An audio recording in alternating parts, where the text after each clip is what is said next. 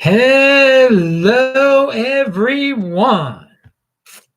This is Adam Meister, the Bitcoin Meister, the Disrupt Meister. Welcome to the Beyond Bitcoin show. Today is December the 14th, 2015. Strong hand. Why did I say that? 2019. Dude, we're almost in the golden age. Why am I going back in time? I'm so happy it's 2019, not 2015. Strong hand, long-term thinking. It's a little late. Personal responsibility is the new counterculture. Deferral of gratification. I can't speak. Relentless, strive for greatness, ambition, avoid mediocrity. Principles over practicality, solutions over sympathy. All right, everybody, check out Friday's show. This week of Bitcoin was wild. We had JW on. We had JW Weatherman, BTC Benny, and the great Jeet. What a great combination. Best guest in the freaking space, baby. But a lot of you got freaked out by JW. Dude, as for Bitcoin storage, this is the Beyond Bitcoin show. So we really want to talk about Bitcoin here. Dude, I've got plenty of Bitcoin. I don't do complicated things with it. I'm a hardware wallet guy. Trace Mayer was on the show Thursday talking about proof of keys. Again, he might have $1 billion worth of Bitcoin. Do you have $1 billion worth of Bitcoin? You really don't have to do what he does because he's richer than you, a lot richer than you. I don't do what he does. Don't let those guys freak you out. What you have to worry about is just get your coins off of exchanges. That's your main issue there. That's your main hardware wallets are fine. They're fine. Okay. Those guys can rip on them as much as they want to. Go ahead, make my day. And if you get freaked out easily, then don't watch Friday's or Thursday's show. So hello, my elite friends. If you have questions about Beyond Bitcoin, even about Bitcoin stuff, you could do a super chat. You could type in Bitcoin Meister and it turns a color. So you know that I saw it. If you just write in Bitcoin Space Meister, I don't see it. You have to write in Bitcoin Meister, one word. You have to spell it correctly. I think you have to put an at beforehand. Just you can tell it works when it changes colors. All right. So yeah, we almost went in the time machine to 2015. No need to do that. Well, some of you actually should go back to that there so you can see that there's no reason to panic with Bitcoin. We have ups and downs. And that was when people were freaked out that it could go to zero. That's when it was $200 and some. Come on, people. Oh, strong hand, baby. And am I glad that I didn't sell then? Heck yeah. Am I glad that I bought a lot then? Yeah. I bought more in 2016 than 2015. I did. 2016 was my biggest buying year. All right. So we're going to move to what's going on here. I want to talk about David Berlinski again. I linked to a video of his below called David Berlinski on Science, Philosophy, and Society. First of all, you should watch that video. You should just look him up. He's out there. He's different than anyone that I've talked about before and probably anyone you've watched before. It's refreshing to have a guy respectfully not worship scientists and put them on a pedestal. Basically, he says, don't look to scientists for the answers to why we are here. I mean, scientists can answer so much. There's so many times the scientists are correct, okay? But I think you'll come away with the following from watching his videos, that there's something beyond science. There is something beyond science. He doesn't necessarily believe in God either, but he jumps around the subject in a very interesting way. Science does not explain everything. And I'm not saying to be a science denier, say the earth is flat and all sorts of ridiculous things. But there comes a certain point when scientists are not always right. All right. And this is such a complex universe that we live in. I'll leave it at that. Who knows? Who knows? Watch David Berlinski. He puts it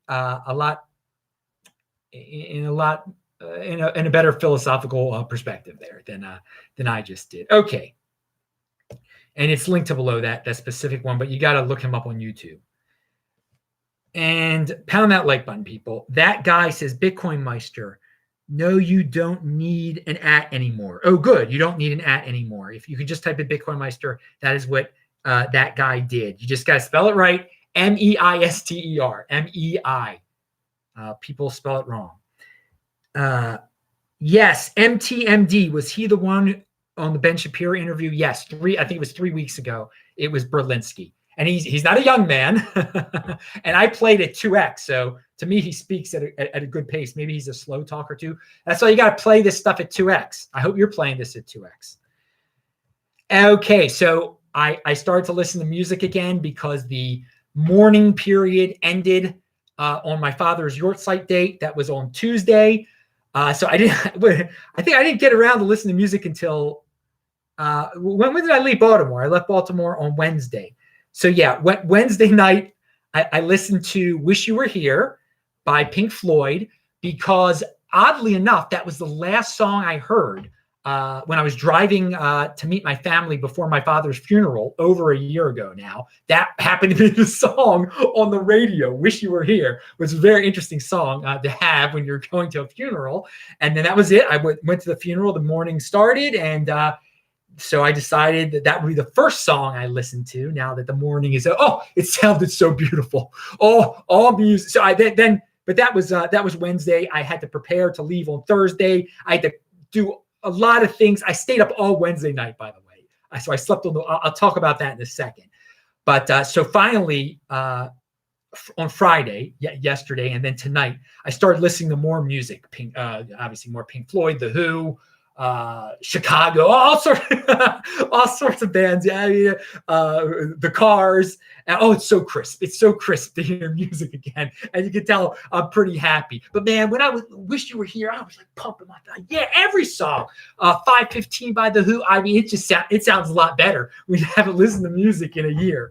It's you appreciate it a little bit more. It's a lot crisper, and it helps me when I'm working out. And I did notice that now a lot of people, I only listen to music on YouTube, by the way. So I don't pay for music, obviously. Does anyone play for music anymore?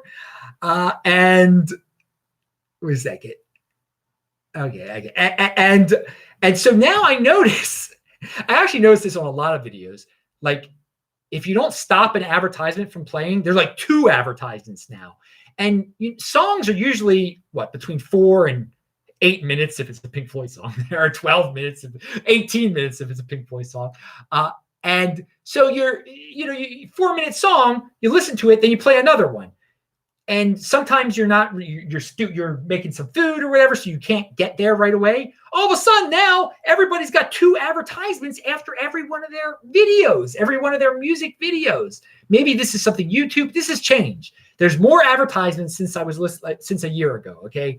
So a lot has changed here on YouTube, and we're going to get into that in a second. Now, some of that might have been optional. I hope you guys like that. I never put advertisements in the middle of my, I can't stand advertisements in the middle of videos. And, someone like, who is it? Thinking Ape. He'll have a 12-minute video where he's got 5 advertisements on. It's horrifying. It's absolutely horrible. All right. I mean, how much more money do you make from five advertisements in the middle of your video? Maybe it's a lot. I don't know. I don't need it. I think it's so annoying. I don't want you guys to, the video people, to experience that. Now, the audio, there are no advertisements at the beginning or the end, but there is one in the middle, but the audio is different. Sportsmeister.com for my audio. And of course, TechBalt, that's who I am on Twitter. And you can see all my old shows at disruptmeister.com. All right. And sportsmeister.com, all the old audio. So we listened to music, and it's nice to listen to music again. It's nice to not be in mourning anymore. And the rest, it's the beginning of the rest of my life, because I'll say this last year, it was my life and it was my father's life. And now it's back to all my life now. So it's my life. And the experience was a great experience. I would not change a thing about the last everything following the moment of his passing. I wish he did not die. I wish that didn't happen. But since it did happen, everything that's happened since then, I wouldn't change a thing. I wouldn't change a thing. It's been a rewarding, very rewarding experience. Very, very positive in many ways. Meeting so many people. I've been to synagogue every single Saturday since then. I was at synagogue today. We're going to talk about that right now. So in Tucson, there are actually Jewish people in Tucson, quite a few. Or maybe they're all from Los Angeles originally. I don't know. Now, the ones I spoke to today, there's one who knew about Baltimore, some from Montreal, some from New York originally. And we'll get to. And so it was at the Chabad. The Chabad is in charge of the shul, the Young Israel Shul, it's called. And that's where I was today. Good guys. And the rabbi's speech, oh my God. He's from Crown Heights originally. I have not heard a rabbi speak like this ever. I mean, very fire and brimstone type of stuff going on there. And the basic gist, he was talking about the what happened in New Jersey, the murders in Jersey City. I think they were associated with the Black Hebrews, and it's so a policeman got killed, and 2 Orthodox Jewish people were killed. And apparently they were targeting Jewish people, and they could have walked into this Jewish school, which was right next door. Maybe they were targeting it. I don't know, but I do know this. Ben Shapiro has been covering the story in a great way, because the media doesn't really want to talk about it because it doesn't hurt Trump. It's not Trump's people that committed this atrocity. It's the Black Hebrews, which is a ridiculous group. You can see them in Philadelphia, in Baltimore, just cursing and screaming on the streets, just ridiculous things. Now, I don't know if they were associated with the Black Hebrews or whatever, but again, it wasn't, you couldn't blame this on Trump. Okay. And it was, it was just Orthodox Jewish people. If it's not white supremacists, if it's Muslims that are doing it, if it's Black people that are doing it, if it's whoever, if it's anarchists that are doing it, no, it's not a story. And this is Ben Shapiro's take on it. But the rabbi's take on it was just like, no, because people have moved away from God, since everything has become very secular in this world and very much worshiping politics, my Lord, that, it's all a big political game. And he says, it doesn't matter who you vote for, who you don't vote for. People don't care about life anymore. People don't care about life. They'll be outraged if the people that were killed if it scores points for their team, okay? Be there Republicans or Democrats, but you should care about life. When a bunch of people get shot down that in what was it, a store? I don't even know what it was. Just mindless killing. It's horrible. The mindless destruction of life. And he went and he started screaming, the rabbi. He's like, we've got so many abortions going on. We've got people. And I liked him bringing up the point that, old people are being killed all over the place. And I've talked to it just, if to make life easier, if you want to go on a cruise and your parent is going to die, then you speed it up so it could be convenient. It could be convenient. You can go on the cruise. You won't have to go back. They'll die before the cruise. I mean, this is unfortunately, so this is the way people think. It's convenience. And as I told you almost a year ago, when my grandmother became deathly ill after my father had died. Again, it's my mother's mother, but still, she did become sick a month after my father died. She almost died. She was moments away from death, in fact, and she was going in and out of consciousness. But before that, the people at the hospital were upselling her on hospice. They're like, well, you should go to the hospice. You should go home. You can be comfortable. It'll be very nice. I mean, they were saying you were going to die. They'd given up hope. You're going to die. This is the way. People don't care about life. And for me, the Meister family, everyone that was there at that time, I was in Israel at the time, they're like, heck no hospice. My grandmother could hardly talk. She was like, oh, no hospice.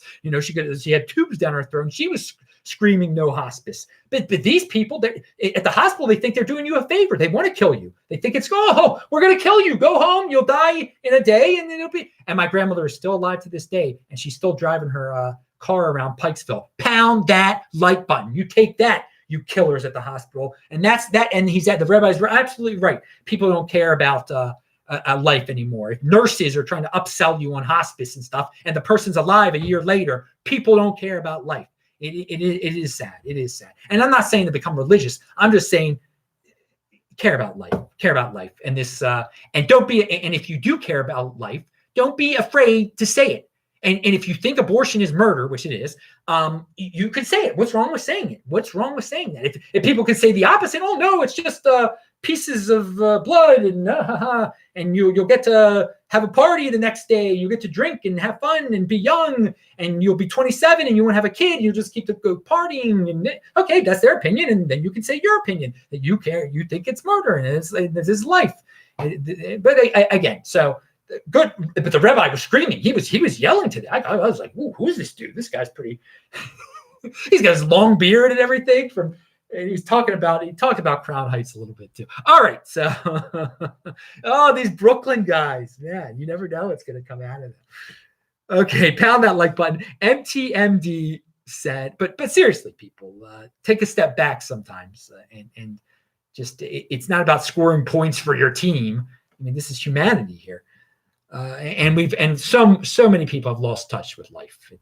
And that's why some people are sad too, because they have no meaning anymore. If life is not important, then their life is not important. What's life then? Just doing drugs and partying, and then you're tired out, and then what? You could send your grandmother to the hospital to die. I mean, this is sad. All right, MTMD says, Bitcoin Meister, was that sort of like sitting Shiva? Well, he was asking about the mourning period. Yeah, the mourning period starts, right after the funeral, then you sit Shiva for 7 days. That's like the intense part of the mourning period. Then it's 30 more days. It's not as intense. You can look it up at Chabad. Chabad is just great. They answer all questions. And then it's 11 months of saying Kaddish. And then some people say it's a Hebrew Jewish year since the date of the death. That's when it's over. And that's what my rabbi in Owings Mills said it is. Some people say it's a little less, whatever. So I did it to the extreme, a Hebrew year after the death.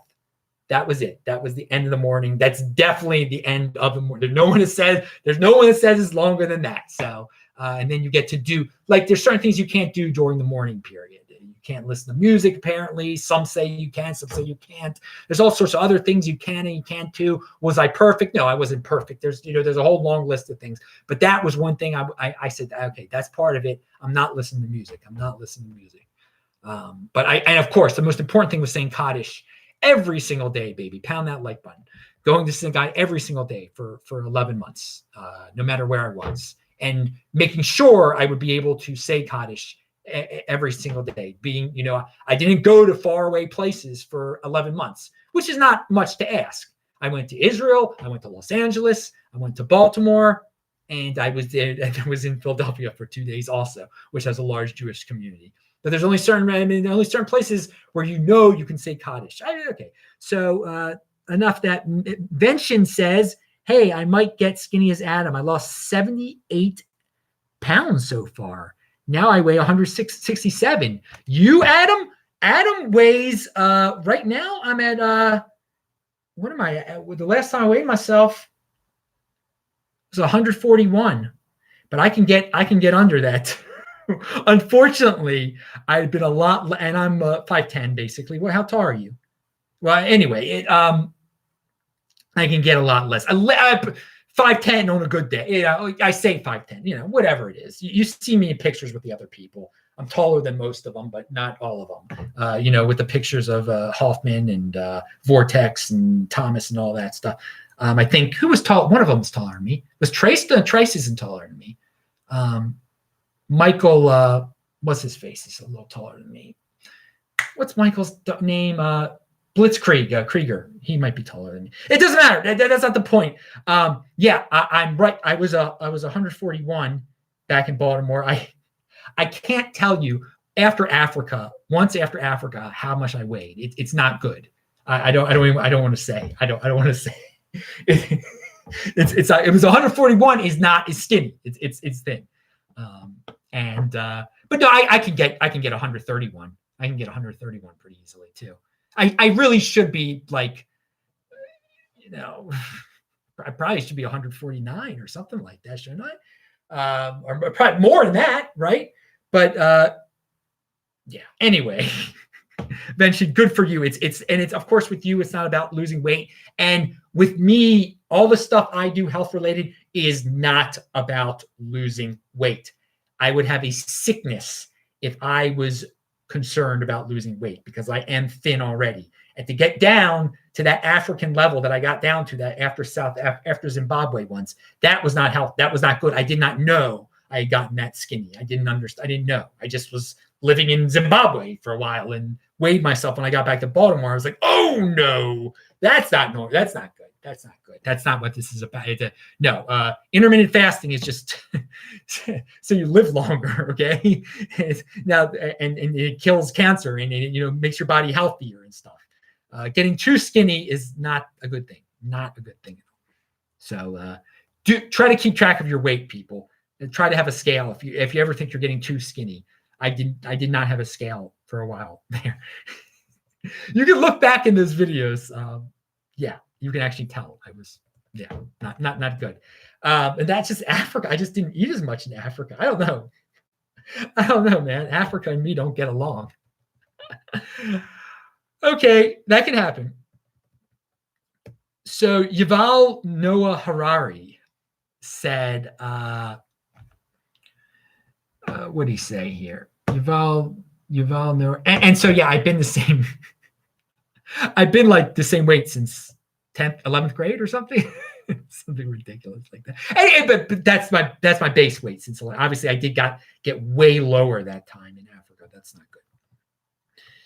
And okay, so Yuval Noah Harari. I've talked about this dude before. Now, again, this is a smart dude. Now, I definitely don't agree with him on everything, but this is an example of someone you can listen to, you can watch and learn from and gain information. And I have built things on top of things that I've learned from him, on top of concepts like his, everything's a story. People believe stories. Watch the video. It's linked to below. The specific one. Now, it does drag on a little bit because he has this Jared dude in there. What's this guy? This old dude named Jared. You got to play the 2X. He was a smart guy, too. I don't agree with the Jared guy. I wish I remembered the Jared guy's last name. My bad on that. He was with some natives for a while in like New Guinea. He's not young, and his politics are a little weird, too. Not that Yuval Noah Harari's politics aren't a little weird, but one thing that Yuval said in this video, if you have a smartphone, it means you have a boss, and that boss can be your boss at work, your kids, your wife. I mean, you're tethered to them. You are on call all the time. Think about that. I don't have a smartphone. Pound that like button. No one is my boss, and that is one of the reasons I tell people I don't have a phone at all, because I don't want people to be able to contact me at any time to annoy me and bother me about. I like being free. I don't have a boss. Now. So something that gets brought up is the automation, how truck drivers are going to lose their jobs, how all these people are going to lose their jobs in the future because computer machines are going to be able to do everything. I think it's glorious. I think it's the golden age. And so Yuval, people say, oh, a lot of people are going to lose jobs. A lot of people, there's going to be high unemployment in America. But he said, he makes a great point that if you can automate things like making clothing, okay? All right. So a lot of people in Bangladesh are going to lose their job because you're not going to need cheap clothing factories in Bangladesh anymore. But all of a sudden, you'll open up a robot factory in New York City or in Los Angeles, and you'll be able to operate it for cheaper than a human one in Bangladesh. You just need a couple robots, a small space, and you'll need some humans to monitor them, to do technical details around it. So employment might increase in the United States because of this. But yeah, so in some third world countries, the automation will, it's not going to be good for some of these factories. But for those that embrace technology, it will be good. And I'm sure it will help them too. They will get goods easier. They will get products will be cheaper for them also because of automation. But there will be some job displacement. But I think in the Western world, we're not going to see it like they're going to see it in the third. It was an interesting point he brought up there. Very, very interesting point. The future of factories. And who do you think, when you don't need a bunch of people working in a sweatshop in Bangladesh anymore, and it's not even a sweatshop. I don't know what the conditions are exactly there. Okay. When you don't need 100 people there, and You could open a robot shop there, right? But would you trust the people there technically to monitor the robots? No, you're going to probably need to do it in a technically sophisticated country like the United States. Open it in and New York City might be an extreme example, but open it in Baltimore or something like that. I don't know. I think there's a lot. I think there's a lot to look forward to. I'm not scared of it at all. Like a lot of this Yuval stuff is like to be scared. We all have to cooperate to plan so AI doesn't kill us and AI doesn't do this and AI is so smart and AI this, AI that. He puts AI on a pedestal. I'll tell you that. Okay, pound that like button. But you can learn a lot from the dude. He's a smart dude. YouTube is over. That was a hashtag I saw on Twitter when I was traveling. Oh, wait a second. Okay. He brings up a very interesting point, but let me go back to Yuval. Another point he brought up about China and data, because Yuval is a big fan of data. That data is power, and data is power, because China is going to end up with data on every single person in some third world country, like in Africa. Okay, they're making all sorts of deals with African dictators, and what they're going to end up with is all the personal records of some not totally horrible African country, but one that's on the verge of becoming better. Maybe something like Mozambique. Imagine if China got every single data point of every single person in Mozambique. That is enough for them to control the country. They don't have to even be there. They can control the country that way. I can't even think of what they could do with the data.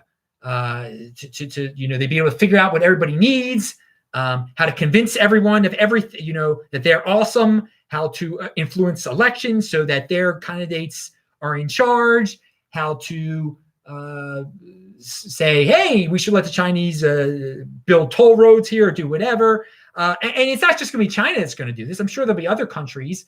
Data is very valuable. His point was, if you have data on every single person in a country, you don't have to be in that country to control them. That is control right there. That is control. So I took it to a level of China and Africa, because I really foresee like a country like Mozambique. I wouldn't be surprised in the future if they just let China control their complete information flow of everybody in their country, completely monitor it so that they can maximize efficiency of Mozambican people, whatever. And that might not be good, but who knows? It might help them in some ways too. I would not want every bit of my information to be controlled by a government. I will tell you that right now. And I don't think the United States will ever get to that level. I mean, and I'm telling like every bit of your information, knowing every single thing about you that's out there, and just having it at a snap of a computer or whatever. Okay, so let's go to YouTube. He brings up great points. He really makes you think. YouTube is over was a hashtag on Twitter. And this is about YouTube just made sweeping positive changes to its harassment policy. So why all the backlash? That's what Vox said. On Wednesday, YouTube made a major change to its community guidelines, announcing that it will now penalize videos that maliciously insult users based on identities like race, gender, or orientation. Okay, so people are angry because what's maliciously insult? That's up to anyone. That's an interpretation. I can say, I don't like your frizzy hair. And they might say, well, that's a malicious insult. You're out of here. You're banned. And another thing is the people who are getting angry about this are men. Imagine that, because it's first of all, it's mostly men on YouTube again. And a lot of men talk about women. A lot of men, men traditionally are more so on the, can be more abrasive, I guess, use they're not being emotional when they're talking about these subject matters, when they're talking about male and female relations or race relations or religion relations. But they cannot be politically correct too. That's what being a critic is all about. You don't have to be politically correct. So yeah, I of course this was predictable though. I think Steven Crowder actually brought up that YouTube was about to make some changes. This is again, advertisers like this kind of thing. They love political correctness. So on one level, it's to become more PC, to get bigger advertisers. It's to get rid of non-mainstream content creators. They want fancy sets and graphics. They want YouTube to be like TV. They want it to be like TV. They think that's how they're going to make their money. Okay, that's the way YouTube's doing it. They're making up new rules. And the rules might, as Steven Crowder at least said, now I haven't read, what YouTube hasn't even released all the rules, but some of it might be retroactive. If you have old videos that maliciously insult people based on their identities, like race, gender, or orientation, whatever that is, I know what it is, but it's become ridiculous. You could lose your, so I mean, again, so these social justice warriors could just go to YouTube people they don't like, find some video from 2013 and then get them banned. I mean, the tattletale nature of the world is amazing. Informants. Everyone wants to be an informant. You freaking 80%ers. That used to be disgraceful to be an informant. It's like, it's cool to be an informer now.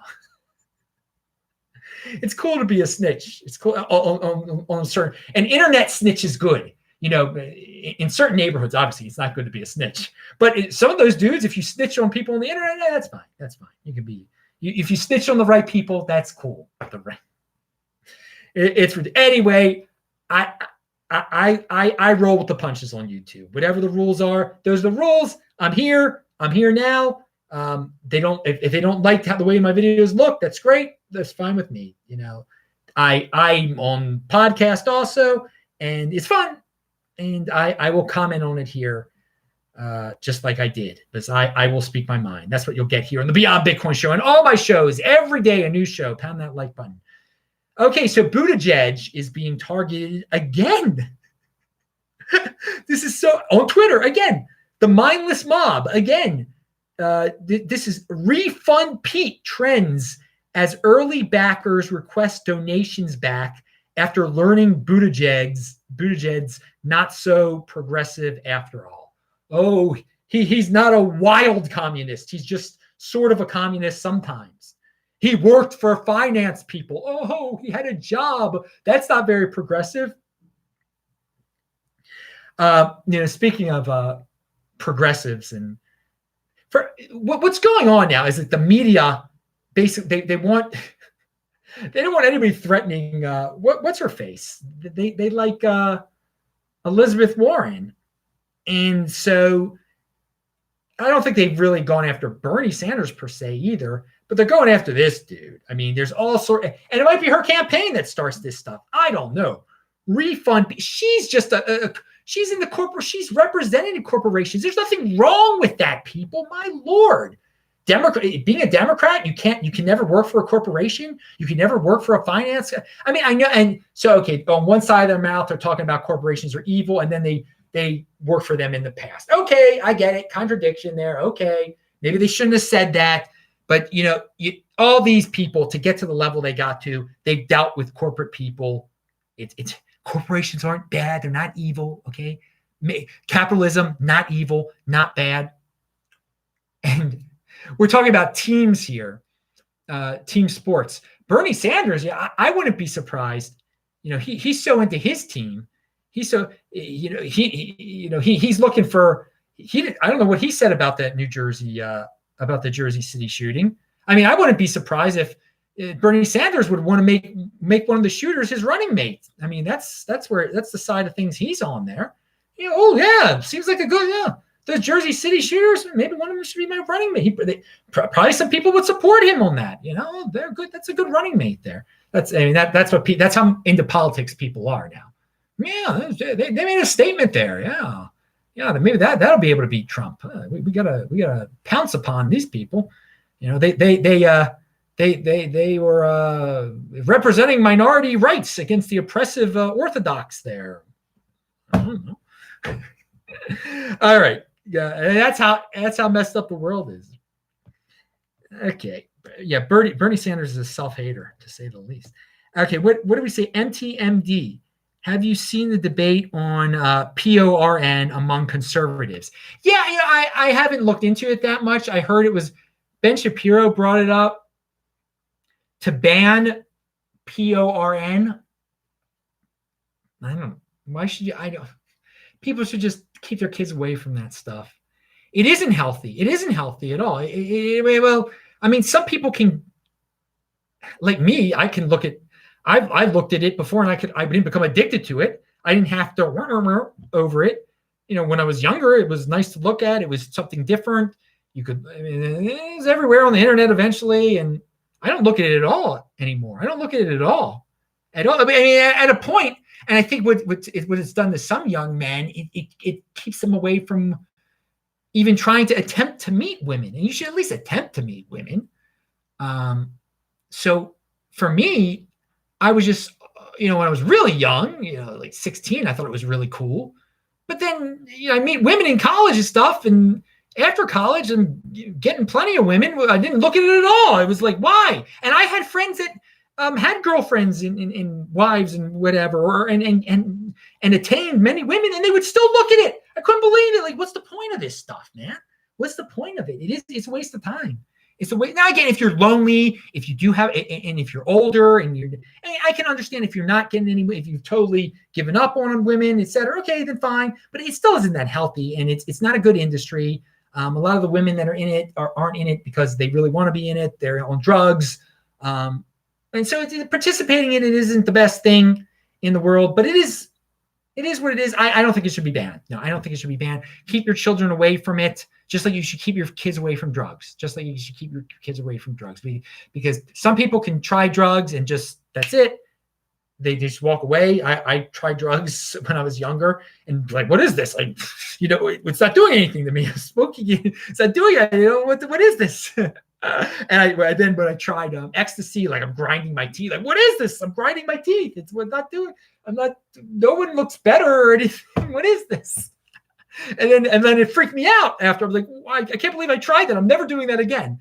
But again, then there's some people that try drugs and it's horrible. It's just a ramp to nonsense. So PORN is similar. I don't look at it. I mean, whatever. One of my friends, maybe if someone shows me something at their house, I'll look at it or whatever, but I don't go out of my way to look at it. No. And I don't, and if I want to, I don't need to look. I can picture it in my mind. I mean, I think of real life experiences I can conjure up in my head and think of good things, some interesting things that have happened in the past. And yeah, you can get aroused that way. I don't need to look at pictures or anything like that.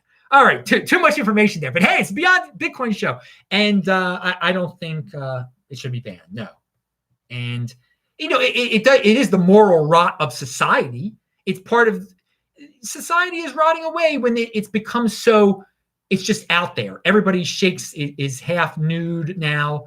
In order to be a singer, a female singer, I think you have to jiggle your backside and you don't even have to sing well anymore. So but you don't have to opt into that. I mean, that's mindless 80% of society. That's what's keeping the welfare dollar alive. People love that stuff. People love seeing half naked women and seeing there's nudity now on the TV, and that fuels the mindless 80% of society. So let them have that. If they can't get away from this stuff, if they don't see that it's not that healthy, that a lot of it's very immoral, and that you should, if you just, I won't speak of it anymore, but it shouldn't be banned. No, I don't believe it should be banned. Good question. And Ben Shapiro was going on and on about it. I did not necessarily agree with him on that. He was really rambling on about it. Sure. It's a sign that it's so prevalent now. It's ridiculous that it's so prevalent, but society is that way. Most of society is decadent and will keep on spending. So you do the opposite. You save your Bitcoin, strong hand, long. Don't be impulsive. Don't buy the Playboy Mansion. Buy the real thing, Bitcoin. Okay.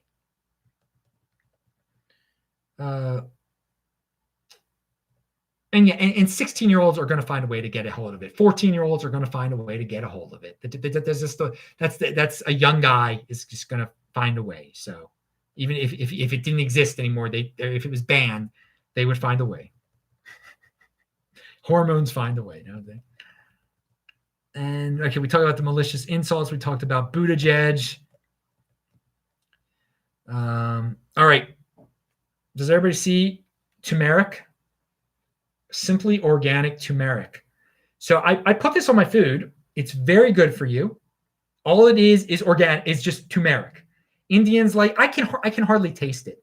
I put turmeric on and off my food for years now. I guess I haven't mentioned that before, but I've come across a lot of extra turmeric lately for various reasons, and so I've been just pounding it on some of my food. I can't even taste it, but it's good for you. Heart healthy stuff. I don't know. Read it. Look it up. I forgot what the reason I even put it on my food now. And when you can taste it, I think it tastes good. But for some reason, I really can't taste it that well anymore. I guess I'm used to it. So Tucson, Arizona. This is my second time in Tucson, Arizona. I was here in December of 2017 when the Bitcoin price was, going wild, baby. And something I didn't, and I'm here because it's warmer than most places in the United States now, but it's not like that Florida kind. I like the dry desert. But I'm not the only one that likes it here, apparently, because I don't think it snows. And it gets colder at night, but during the day it is warm and it is like winter. The homeless population, I did not notice the last time. This time, I'm noticing it all over, okay? Like, it's clear there are a lot of people on drugs. We know there's a drug problem in the United States of America. We know there's a homeless problem. They're connected. Well, if you come to Tucson, you're going to see it. You're going to see it right away. Now, I love their airport, by the way. I love those small airports like Boise Airport, Spokane. You just get in and out. Oh, it's so great. And they haven't been updated lately. Some of it doesn't matter. But you don't see the bums at the airport. You do once you get on the bus to get here, because of course I take the $1.75 bus from the airport. Pound that like button. Oh yeah, you better believe I save that way. No Uber or ridiculous stuff like that for me. $1.75. Get on it. Get on that bus from the Tucson airport. Took me right here. But right when I got out here, well, on the bus there were some interesting fellows. But yeah, there's a lot of bums. There's a lot of drug addicts and homeless people and shopping carts, and it's because it's warm, and so it's something we're going to have to come up with a solution. There's going to have to be some solution to this eventually. They're not screaming and yelling like in LA, and this is one of the benefits of living in, I think, a place like Boise, is because Boise is up and coming. People are moving there, and it gets cold during the winter. So they have some homeless there, obviously, but it's not like here. It's not like LA, not like Honolulu. So that's something I've noticed about Tucson. People also, the like Speedway is the name of a street. All the streets are very straight and flat.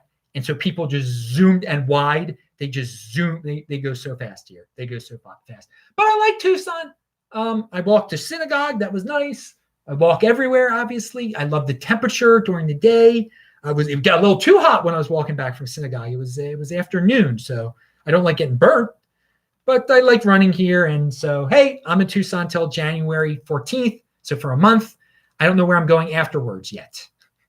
I was thinking about maybe I'll go to a colder place. Maybe I'll, but then when I was walking around Thursday night, it was cold here. I was like, nah, I don't like cold. I don't want it to be cold during the day wherever I'm going. Okay, so yeah, I got rid of that potential idea like, maybe I will go to like a sort of cold place. No, I'm not going to. All right, so 49.5 hour fast. So I said on Wednesday night, I stayed up all night because I had to just finish some things before I left. So you shouldn't do that. Thursday, got on the plane. But it was also good because Wednesday night, I stopped eating. And I knew it was going to be a 48-hour fast. I knew it was going to be after I was done This Week in Bitcoin on Friday. And it lasted 49.5 hours. I hardly felt it because I slept so much on the darn planes. That was good. And that my body now is so in tune because of intermittent fasting, because of living healthy. It must get 8 hours of sleep. It forces me to get 8 hours of sleep. Okay, so I stayed up all night, but then immediately I start falling asleep on the freaking plane. Okay, then when I got back here, I had to do the trace show immediately. not immediately, but soon, like 2 hours after I got here. It seemed like immediately to me. And the Trace show was great. Check it out. Then right afterwards, I walked. I did do that walk in the cold just to get a walk in because I like to get up. And then boom, I slept so much. And I just got, eventually it averaged out to get 8 hours. And then last night I didn't get I probably was 2 hours short. So after shul, I fell asleep for 2 hours. So it's like any night I don't get 8 hours sleep, I end up taking a nap during the day that adds up to the rest of that 8 hours. That's the way my body works now. And that's healthy. You should sleep 8 hours a night, they say, right? It's 8 hours. Yeah. A third of the day sleeping. And that's what I do. My body naturally does that. So is it because of, I think it's because I have a set system. I only eat once a day, or well, then sometimes no times a day, but everything, it's very regimented. When I run, when I eat, when working out during the day, this is when I'm standing at the computer during the day. So my body, it needs its data. It knows what it needs. It's good when you don't have to think and you're doing healthy stuff. When your body naturally does healthy stuff, it's good. Your system is working, I think. All right, Tom Steyer. A lot of you have heard this dude is running for president, and I actually mentioned him once, and I thought I made a mistake. I said he's Jewish, and probably a lot of people think he's Jewish. His father was Jewish, but his mother was, was something, and he was never Jewish. Tom Steyer was never Jewish, never a practicing Jew. I don't think his father was even very much a practicing Jew. He was not raised Jewish at all, Tom Steyer. Just want to point that out. I was wrong. I called him Jewish. He has a Jewish last name, but he's not Jewish. Okay. Open and decentralized social media standard. That is what Jack Dorsey is tweeting about. He's hiring people to create an open and decentralized social media standard. And who is this here? The Eric Weinstein. He's Jewish. He's a smart dude. Sometimes I don't understand what the heck he's talking about, but and I think he gets pretty abstract sometimes. But with this, he says, do not ignore this quoted tweet. There are layers and layers with this. I think Jack is likely moves ahead here. Don't let your frustration with current Twitter and its terms of service on trust and safety issues blind you to what is likely to be the fate of social media. All right, so Jack Dorsey is aiming high. He wants an open and decentralized social media standard that Twitter will follow, that Twitter will be a part of. And this is implying that people aren't going to be able to be banned, I guess. Right now, Twitter isn't practicing what he's preaching, okay? I think he's kind of removed from what Twitter is actually doing. Like, his goals seem to be different from what Twitter is doing. And that's what Eric Weinstein is saying. Don't let your frustrations with current Twitter throw you off here. So I wish Jack Dorsey well with this decentralized social media standard platform, whatever he's trying. Maybe he can incorporate Bitcoin into it. I know he's a big fan of Bitcoin. Good luck. We shall see. I'll roll with the punches, whatever happens with social media. Speaking about social media, Scott Adams, another guy that I listen to, and I play him at 2x. It goes by real fast. I mentioned this before. I mean, his frustration with China, it's personal, and he gets carried away most every time he talks about it. And usually he's really calm. It's funny, he doesn't get emotional about North Korea. I mean, they also have concentration camps. They have death camps. Because he thinks the United States should deal with North Korea, but all right. So he went on the rant the other day, and he just is mindlessly cursing. He's dropping F-bombs all over the place, okay? And you read in the comments, everyone is loving it. The 80%ers are loving it. And it's pathetic. It's pathetic, There's so many people out there, they can be convinced so easily just by a bunch of yelling and screaming and cursing and emotion. Just when he lacks sophistication, that's when he's getting his most compliments. And that's the way of the world. That's the way the world work. The 80%ers work. And I mean, his whole spiel is about persuasion of 80%ers. When he talks about persuasion, it's about using mind tricks on people who don't think. And there he did one by accident there, by just mindlessly cursing. He got a bunch of non-thinking people to be upvote him and stuff. And I don't curse. I don't curse only. I think it's a distraction. I think it's dirty. It's cheap heat. But some people it's amazing. People love it. Certain people love it. I can't believe it. It's like, oh, potty mouth, cool. All right, that guy says, Bitcoin Meister, turmeric is a great anti-inflammatory. Yes, that is what it is. But it's better if you get it fresh instead of powdered. Yeah, probably. I don't know. The Indians throw this stuff on it. I'm down with that. I'm down with India. Down with you. I tried to make it into that song. Down with OPP. Yeah, you know me. You down with OPP? Yeah, you know me. Pound that like button if you're down with OPP. Other people's organic people's. All right. Information versus wisdom. So here's the thing. There's so many people just throwing out a lot of information, and some of them are smart, but hey, a lot of that information just becomes noise. Give me the wisdom, okay? Can you parse through that information and come up with some wisdom from it? Some summaries that we can learn from, that we can understand. So yeah, if you got a dude that's just spitting out a bunch of information from a spreadsheet, okay, give me some wisdom, dude. Give me some wisdom. So learn the difference between wisdom and information. I think there's a lot of times people are watching some of these YouTube videos, they don't understand what they're talking about in terms of some of the technical Bitcoin aspects, and they think it's awesome because they're getting a lot of information. They're not getting wisdom. They're just getting a bunch of information they're not really computing in their head. You need wisdom that you can learn from. All right, just like pure information that you're just not computing. It might make you feel good, but all right. What do we have here? Okay, no, that was a turmeric question. And yeah, you can keep on throwing questions. Show is almost over though. So Carl Denninger brought this up on his site, Market Ticker. I don't link to it, but I've linked to it before. Some people call it the deep state. I call it Washington, D.C. has, in the surrounding area, there is a permanent agency class there, okay? So many people live in the area. They work for the government, these huge, big federal bureaucracies, these big federal agencies, whether they be the FBI, the NSA, the Department of Education. It's a whole class of people, and they seem to be leaning in one political. It's not very diverse politically, okay? It's not very diverse because they're drawing people all from the same region, all from the DC area, and then people who can afford to move there, okay? If we're going to have these big agencies still, and I wish the United States just got rid of all these departments, they should be decentralized.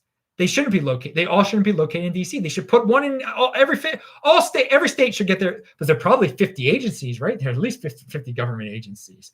Put one in the headquarters of each one in a different state instead of having them all in the DC, Maryland, Virginia area.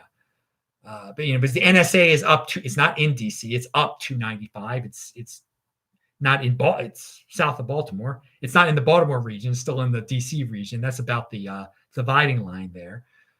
The Social Security Administration actually is in Woodlawn, which is a suburb of Baltimore. That's a complete joke. Somebody told me that they worked at Social Security Administration Woodlawn. People were getting fights in the stairway or do drugs in the stairway. It was so ghetto. Whatever they told me happened in the Social Security Administration. Hey, but it's Baltimore. It's government bureaucracy. But here's the point. Here again, some of you probably say, well, there's the post office is everywhere. Yeah, the post office is everywhere. But I'm talking about the headquarters of these big agencies. Get them out of DC because they seem to be becoming the fourth branch of government. And they seem to be very biased, to say that. And they're unelected. They're just they make up their own rules. They become a permanent class. They're hiring from the same groups of people over and over again in the same region.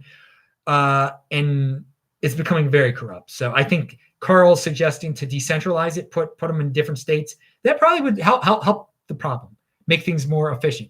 What would be best if we just got rid of these agencies, but unfortunately, that's not going to happen. Oh, I mentioned Santiago, Chile, that Airbnb I stayed at, saying that it was cheap. And then I looked it up.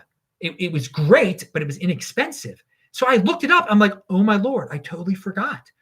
$2,215 for 2 months. That's total. Total for 2 months, $2,215 included everything. Everything. There was a washing machine, a dryer in that thing, a good internet connection, a full kitchen. It was a 1-bedroom. It was great. And I actually linked to that specific one. If you want to stay in Santiago, Chile, you can do that. I recommend Santiago, even though they're communist protesters on the streets now. I'm sure you can deal with it. It's probably fine. But Santiago is a modern city. It is a modern city. You can drink the water. $2,215 for that place for 2 months. That's $1,100 a month. That was including everything. That was great. You should that should be the first place. If you're new to international travel and you don't mind going to a place that doesn't speak English, go there.